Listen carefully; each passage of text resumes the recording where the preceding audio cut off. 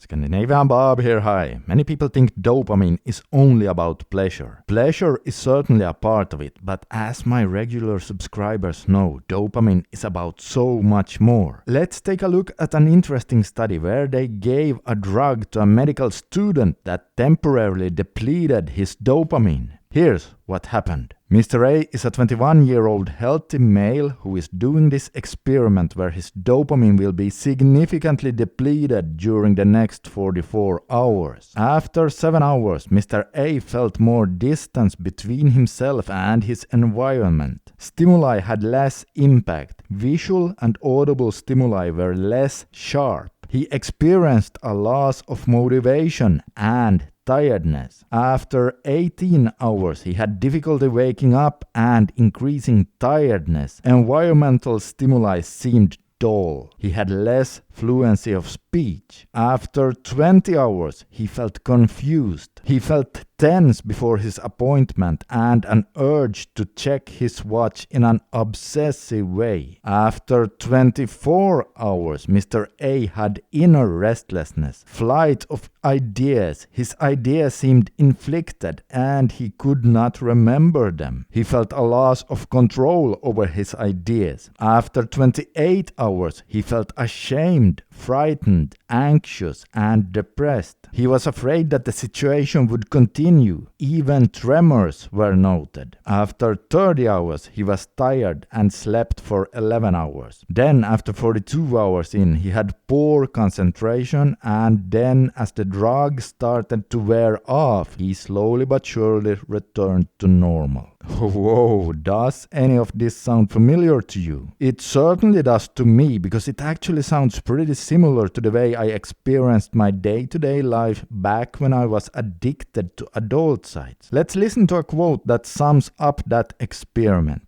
In fact, here I'm quoting Gary Wilson from one of his radio shows where Gary is actually giving a quote from the study. Quote, "During increased dopamine depletion, in this case, a range of subjective experiences appeared and disappeared consecutively. These experiences resembled negative symptoms such as loss of motivation, dulled senses, decreased fluency, lower mood, fatigue, brain fog, restlessness, feelings of fear and shame, obsessive-compulsive symptoms, and anxiety and depressive-like symptoms," unquote. Yeah, so having a disrupted dopamine system is not something you should strive for, obviously, as it can affect so many things, depending a bit on the person. Lowering of dopamine and dopamine receptors occurs in all addictions, and addiction to internet and adult sites is no different. Now, if you mix adult sites into your internet addiction, it gets even worse, especially if you are doing those really long sessions. You know, those 4 to 8 hour fapping sessions that so many guys who are addicted to adult sites are doing. Now, here's the deal. You don't even have to be addicted in order to knock out your dopamine receptors. The decline in dopamine receptors can actually happen quite rapidly. For example, in rats, they have seen that overeating on junk food did lead to a reduction in their dopamine receptors within just a few days. One thing to keep in mind here is that the dopamine receptors constantly dial down and dial up depending on what you are doing. It's like a thermostat.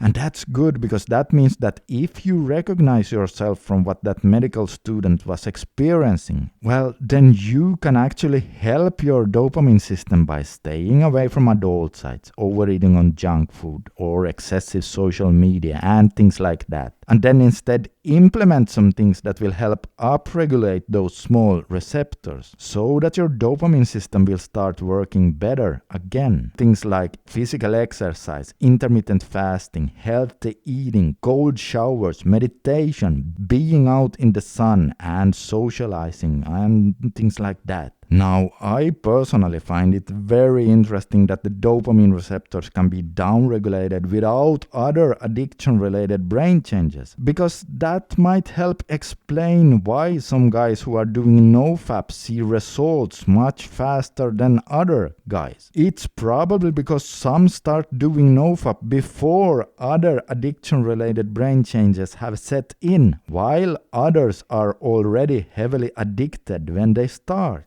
And oh hey guys, if you're interested in an easy way to raise both your dopamine and testosterone levels without having to take cold showers, then take a look at this video right here, as over there I talk about something I use myself from time to time. Now, it is very powerful though, so if you decide to try it, I recommend using it in cycles or then just on special occasions where you want to perform better than usual.